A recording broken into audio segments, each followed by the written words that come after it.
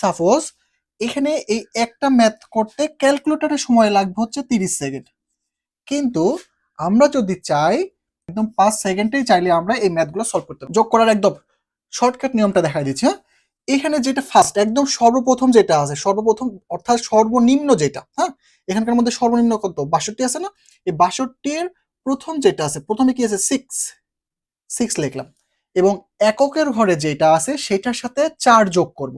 আবার বলতেছি এককের ঘরে যেটা আছে সেটার সাথে 4 যোগ করব। তাহলে এককের সাথে যদি 4 যোগ করি তাহলে কত হয়, 4 আর 2 কত হয় 6, 6 হলো, এবং পরে আমরা একটা 5 দিব, তাহলে এটার অ্যান্সার হয়ে যাবে 865।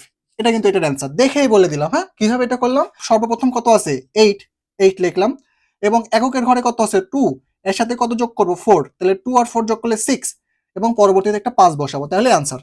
তো এটার অ্যান্সার কত হবে, এটার অ্যান্সার কত হবে অবশ্যই তা কমেন্টে দিবেন। হ্যাঁ।